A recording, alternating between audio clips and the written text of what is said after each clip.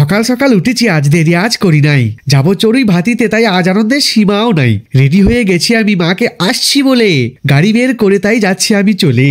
দেবু বলে hi guys, দেখো হাসি কত মুখে, আনন্দ আর ধরে না এনাদের দেখে। এই ঠান্ডায় কাঁপতে কাঁপতে বেরিয়ে পড়লাম। আর দেরি না করে গাইস, সামনে যে লম্বা বাক্সটা দেখছো ওটা একটা ব্লুটুথ স্পিকার, গানে বাজাবে বলে নিয়েছি। তাই সারা রাত ওটা চার্জিং গোজা ছিল যাতে সারাদিন বাজে। সে আসার পড়লো ছাই, হলো না আর বাজানো, কেননা চার্জে তো গোজা ছিল, হয়নি সুইচ দাবানো। শহরের রাস্তা পেরিয়ে পৌঁছালাম নদীর ধার। উৎসাহতে মনটা আমার মানছে না যে আর।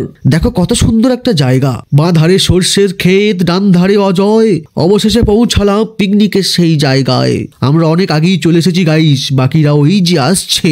সব মালপত্র নেমে গেছে। কাউকে বলো না, একটা কথা বলি, আমি একটা টাকাও চাঁদা দিইনি, কারণ আমি বলেছি আমি রান্না জানি, তাই আমাকে রান্না করতে এনেছে। কিন্তু আমি ভাত ছাড়া কিচ্ছু জানি না। ভাতটা হয়ে গেলে আমি বলবো পায়ের ব্যথা করছে বলে বসে পড়বো, আর খাবো আর ঘুরবো, খাবো আর ঘুরবো। হ্যাঁ, তবে আর একটা কাজ করেছি, পকোড়ার জন্য চিকেনটা কেটেছি। কত কাজ না করেছি আমি।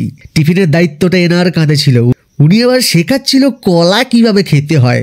খানিক ঘুরে বেড়ানোর পর এক পিস চিকেন পকোড়া মুখে পুরে নিলাম। একদম বিস্বাদ। এর পরের ভিডিওগুলো দিলাম না গাইস, কারণ আমার নাটক ওরা ধরে ফেলেছে। আমাকে খেতে তো দেয়নি, সব বাসন মাজা করিয়েছে। সাবস্ক্রাইব করে দাও, তাহলে বাসন মাজা ভিডিওটা দেখাবো।